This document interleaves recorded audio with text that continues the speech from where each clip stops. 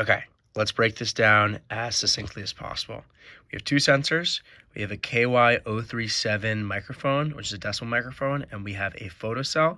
Then we have two actuators. We have a servo motor, and we have two piezo speakers. So the way this works is we use this microphone to sense the frequency, and we use this photocell to sense whether there's light or not light. If there is light, we use our voltage divider to say that, okay, this is a major, and we send that information to the computer. This will either turn the servo to major, or if there is no light, it will keep it on minor.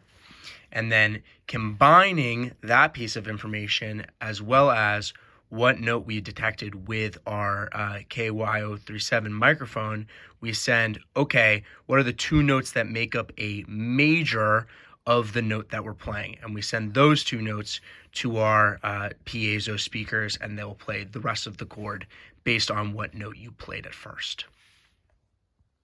Okay, I quickly wanted to talk about the intention behind this project and some of the challenges I faced. The intention behind this project was to develop a tool for people studying music theory to be able to play a note and then be able to try to remember the two notes that go with that in the chord and be able to practice that with the actual audio playing. One of the problems I faced, however, was that this microphone is actually a decibel microphone and does not read frequency. But I did find out that if I standardize distance, it's the reason why I have this box here, I'm able to kind of decipher frequency based on the decibel reading. And I'll go more into that in the coding section of this video. All right, let's talk code. So we took pitches from Arduino system. This is just setting up and kind of our inputs, our outputs. After reading mic in, what I kind of did was I found that if I use the difference between the average microphone reading and whatever it's outputting, I'm able to find the different pitches based on the decibel limits. So I have the difference between 12 and 29 actually gave me F5, and the difference between 30 and 41 gave me A5.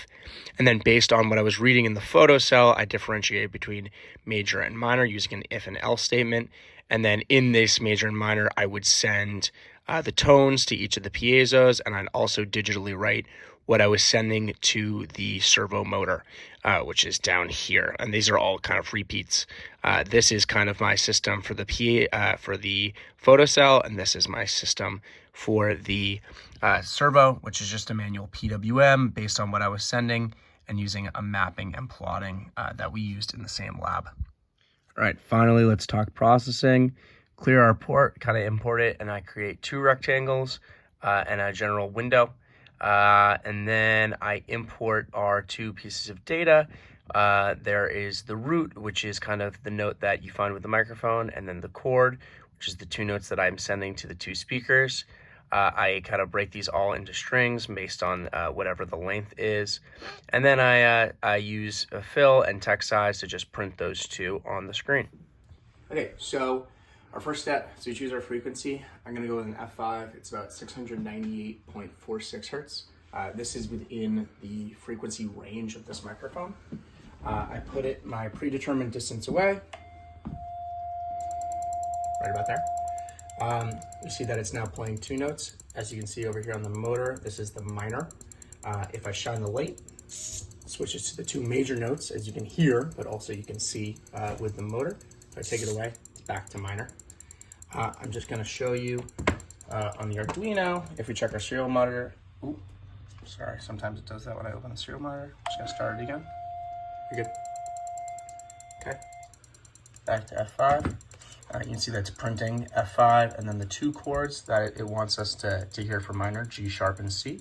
So let's say I'm a tutor and I'm trying to learn. I guess, okay, I got my G sharp and my C. I'm gonna now run my processing to C.